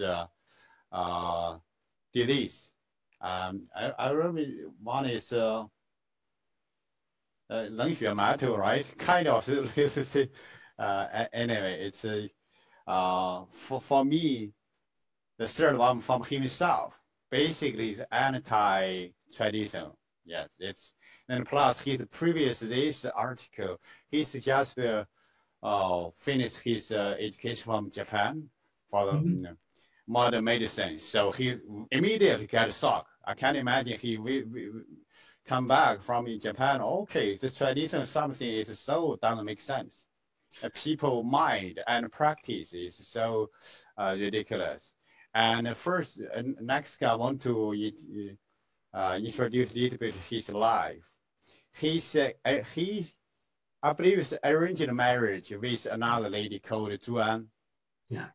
Then that lady lived his mom for whole life. For himself, eventually he finds true love, romantic from Zhu Guoping, Xu Guoping. So it's basically his experience one from the traditional to now new culture movement. Yeah, it's good. It's good, you know, for our self pick up. For me, it's another way is we either confuse us to traditional, another way here's too extreme. Where's the right way? Balance. It's not either way. It's not perfect, but either way have something to for each individual. We can learn from it. Thank you. All right, thank you, Kevin. Madeline, please. Yes, thanks again, Jason. I've been enjoying everyone's comments as well. I'm thinking about this in terms of the larger cultural, let's say, metaphors or archetypes that were operating at that time. So, for example, in our current era, what I see is, I call it the archetype of the flood and of boundaries. So it might be a flood of information on the internet with an attempt to create boundaries about it. It might be what people see as floods of immigrants from one country to another with attempts to create boundaries. So on many levels of society, what we have going on right now is kind of a flood and boundaries archetype. In this, what I'm seeing is, I'd say more of a larger metaphor of breaking taboos and getting contaminated. And you know, one of the most ancient human taboos, obviously, is cannibalism. But it also might be sort of the opening up of China and the consumption of other cultures, or possibly other cultures that are too close to you. It might be a criticism of that, but something to do with breaking a taboo, consuming what you shouldn't, and then contamination as a result. Contamination seems to be a big deal in this, along with, of course, getting the evil eye from the dogs in the dog-eat-dog world. Yeah, thank you, Madeline. And then, yeah, that's another way to look at it. And then I, just like Gogol's novel, it still makes sense, or Kafka's writing, it still makes sense. You know, we read today, just like Madeline said, today's internet, the culture, you know, bully, it also applicable, you know, applicable for today's and different society. You know, really up to how you read this one. CK, please. I think Luxun's depiction of Confucianism as cannibalism in this Diary of a Madman is or was meant to be shocking, was meant to be to shock, to like shock and awe his readers into waking up to the fact that China was a degenerate society at the time. Yeah, it was backward. It wasn't able to compete with the advanced states of the world or the advanced civilizations, mostly the West, even Japan's of the world, and that in order to survive, it had to wake up, and and one way of waking up, it was to be iconoclastic, was to attack so-called Confucianism. The choices that Lu Xun chose, or this madman chose as examples of cannibalism, was not entirely attributable to Confucianism if one took a forensic view of it. But to attribute them all to Confucianism was probably one way of trying to open up the eyes of his readers to what was happening during Chinese society at the time. And some of the examples were no doubt happened, like the eating of the revolutionaries' heart and liver. And there are some examples of like children being exchanged for eating during times of famine in China's history. But I think his main purpose was to arouse his readers to the plight of the society. Yeah. Yeah, thank you, CK. Yeah, no doubt about his writing is. I think his purpose is trying to wake up people. I think that one of his purpose. I remember one of his writing. He talked about he has a thought experiment. He talked about people being locked in the room.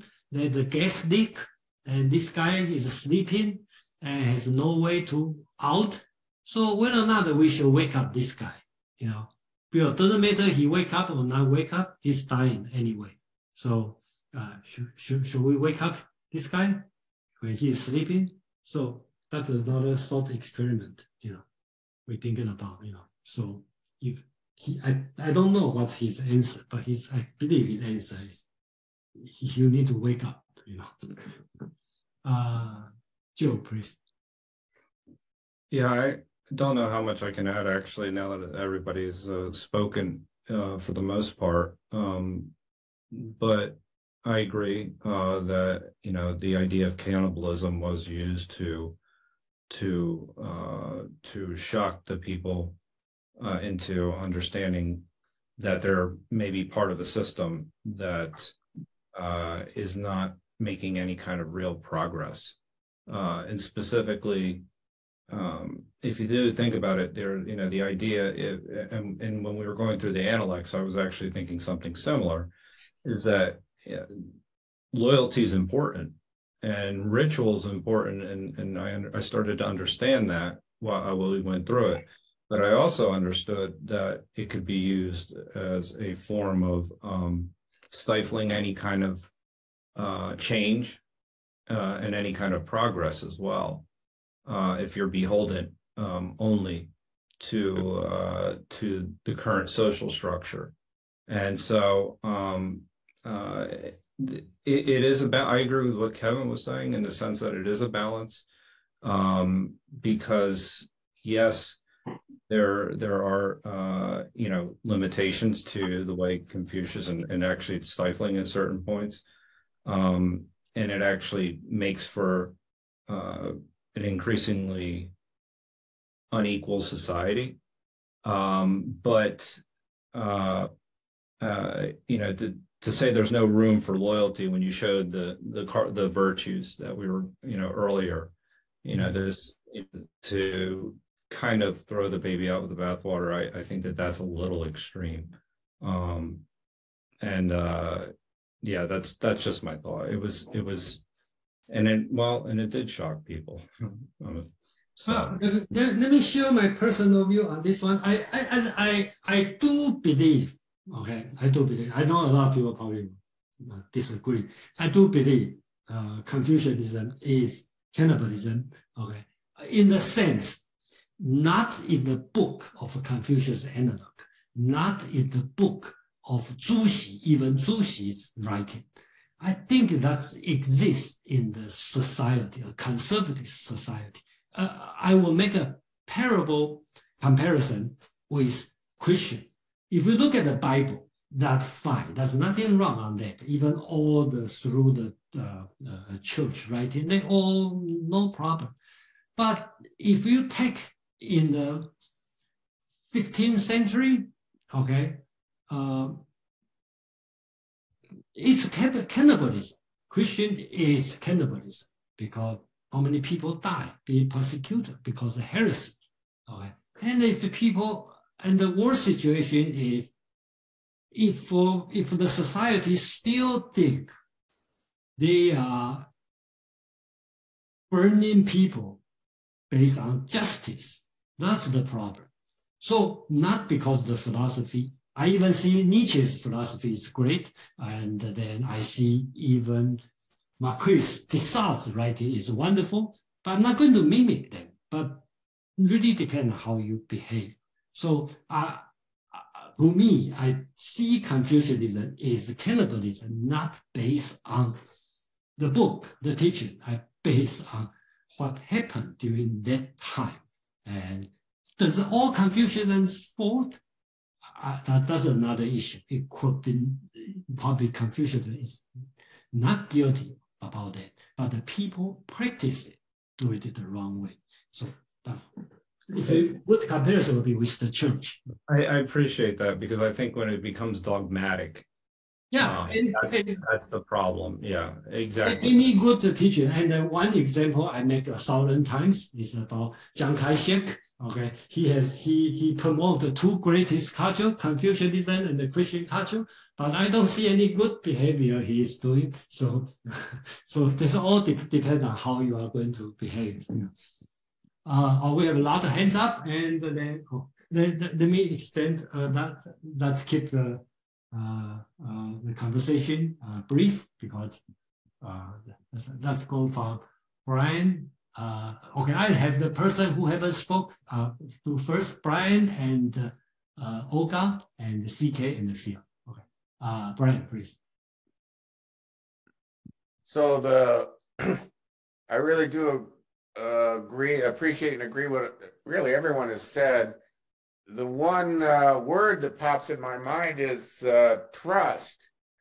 And the thrust of this book might be for the reader is to undermine trust in traditional relationships. Because this person has, through his psychosis, has lost trust in all the traditional relationships. It's just each chapter's talking about one relationship after another. And I think I could see then why Mao might like this book, because that was his project, was to change the traditional relationships. And Mao and Chiang Kai-shek, I guess, would not like this book because he wants to preserve the trust in traditional relationships. That's all that struck me. Yeah, thank you. Olga, please. Hi. No, first I would like to say that in Bible we also have cannibalism. When David went to the wall, and the woman said, it was during this age, a woman said, yesterday we ate my son, but today this woman did not give her son to eat to us, but we agreed. So what to do? So it's even in Bible, but in all societies, in all traditional societies, was the sacrifice and everything. It's not just in China. But what I wanted to say, it's of course, it's like, I don't know, sarcastic. And like what in Russian, for example, call it black humor, and Gogol has this kind of humor in his writing. And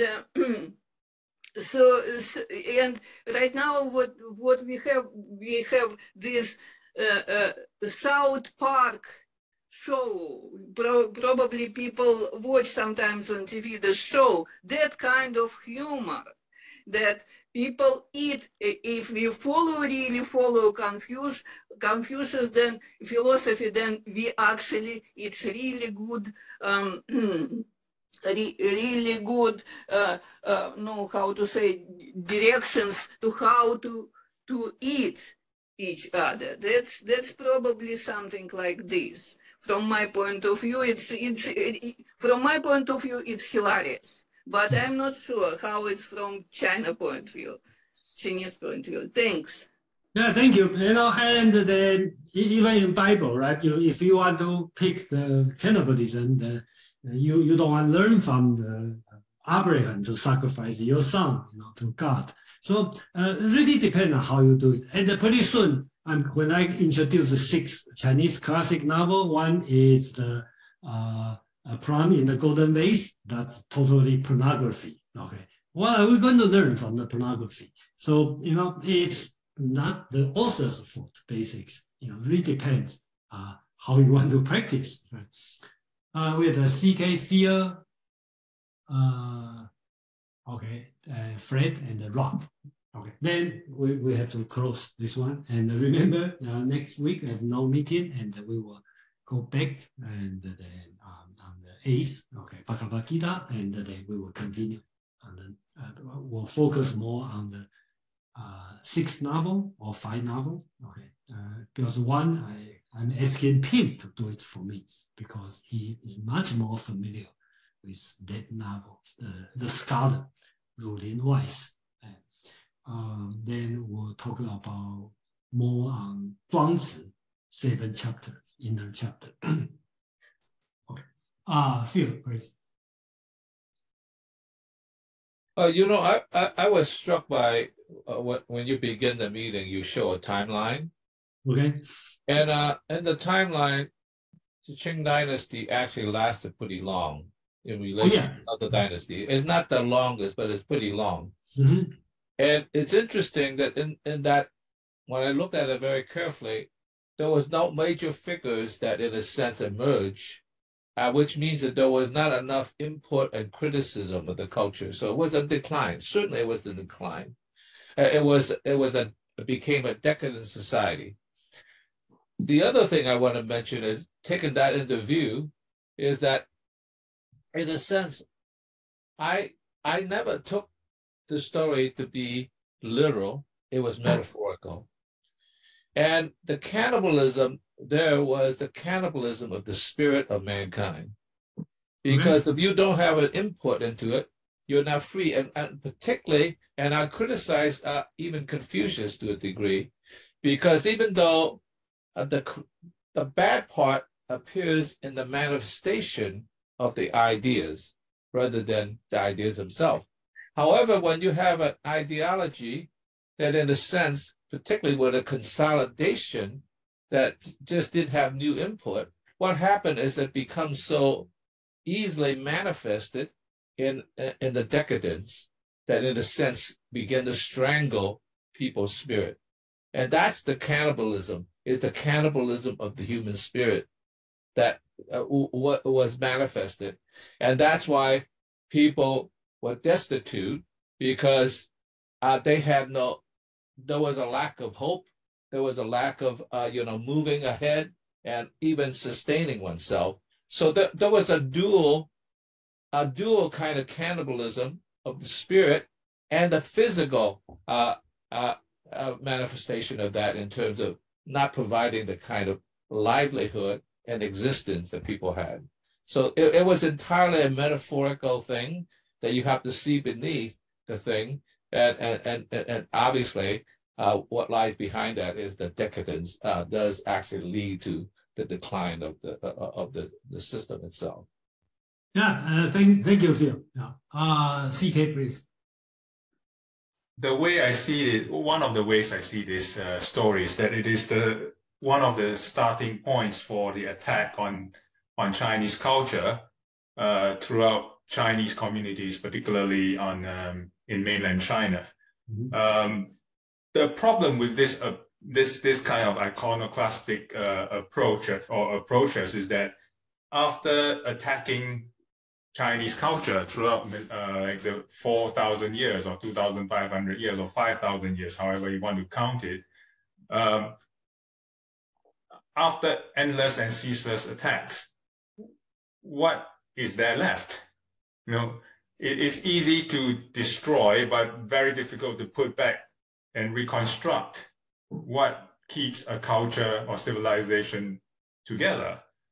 And this road eventually led to nihilism, and that we saw some of the worst excesses during the Cultural Revolution, which may perhaps be traced to it could trace its origins to the New Cultural Movement or the May 4th movement. I'm not saying it is a direct result, but it is a possible offspring. It is an offspring of that kind of movement. So what I'm saying is, once you start relentlessly attacking your own culture and we're not putting back, and I mean, it's a necessary process to prevent the ossification of the civilization, to open it up. But once you break it down completely without any regard for its value, then the people and the civilization itself is endangered. And what makes a person Chinese then? You know, if everything is the West. So that's the question, right? Yeah, that's a good question. Yeah, but we don't need to find the answer. Yeah. Okay, so we need to close this one soon. Fred and Roth. Oh, before that, you know, Ogla talk about is humor. Do you think this writing is humorous? Okay, I think it's quite humorous. Okay, so I don't know. Probably after translation is not that humor, but in Chinese, I think his tone is humorous. So when I think I read it when I was 16. I think it's fun to read it, and I didn't get the deep information. I just see all society is a Confucian society, so it talked to my heart during that time, and so that's my idea. Fred, please. I thought it was humorous in a sick way, which is my favorite kind of humor. So yeah, I enjoyed it. I particularly liked your interpretation and your relationship of it to Gogol. And because I never would have gathered all the insights that you brought out about it unless you explained it, Jason. But that was really, really useful. And also the interesting is the criticism or acceptance of that satire. It seems to me that in general, the lesson of satire is that if you're an authoritarian regime which extols the virtue of satire against the prior regime, be careful, because sooner or later that satire will be directed against you. And that's certainly true with Gogol, as I recall, his relationship with the Soviets. And initially, they took it as a satire of the Tsarist regime, but pretty quickly it was banned and suppressed. But then in 1945, or at least as I recall, sometime shortly around the end of World War II, then all of a sudden they flipped 180 degrees, and Gogol was extolled as this great writer because there was a wave of nationalism. But then with the Stalinist trials, Gogol was suppressed again, and then he was extolled again. And I gathered from what you and others have said is that this writer is lauded by the mainland Chinese Communist Party, but boy, from some of those tales, true stories I have of that I've read about actually pretty humorous Kafkaesque situations in communist China today certainly seem like it would be a criticism that you could take it as a criticism of current conditions in mainland China. So I wonder if it will turn, the attitudes will turn towards him again, the author again, and he'll be repressed or criticized. Yeah, I think that my opinion would be that just leave the novel as a novel, and everyone, have your own interpretation, and just enjoy it. That's all. And I specifically like the Gogol's notes. Okay, I think that one is wonderful story, and I recommend the kids to read it. And I think it's old people they still can read it, and they have a different idea on that. Ralph, you have the closing statement, please. Okay, thanks. Yeah, I'd like to just draw a bit of a parallel. I think a common feature of this work, along with American works and European works of the earliest 20th century, and this being an era of democracy and hence of the common man, that the characters in this work are all totally ordinary. There's no hierarchy. There's no, as I say, it's against there seems to be no aspect of the Confucianist social structure. Parents, children, older brothers, younger brothers, there's no particular hierarchy. These are simply ordinary people. So this was the age of democracy, when the idealistic political or let's call it humanism concept, where everybody was equal and there was no hierarchy. It reminds me a bit of a work of around the same period, Bertolt Brecht's Man ist Mann. And there you get, the title contains these various things. Man ist Mann can be translated as man equals man, that is, all human beings are equal. A man's a man, just human nature is what it is. But it also, but ist is also a homophobe for the verb essen, to eat. Man ist man also homophonically means man eats man, which was, of course, Brecht was a Marxist, and this was a revolutionary idea of that this was also a characteristic of modern times, and even of all times, that people eat people, and this is people consume other people, and this was just a common metaphor of the time in China, Europe, the US, everywhere. Thanks. All right, thank you, Ralph. It's a good closing, and then thank you, and then enjoy your weekend, and then next quarter, April, we will have a new series on that. So looking forward to seeing everybody, and have a nice spring holiday. Thank you. You too. Tuesday. Jason. Bye.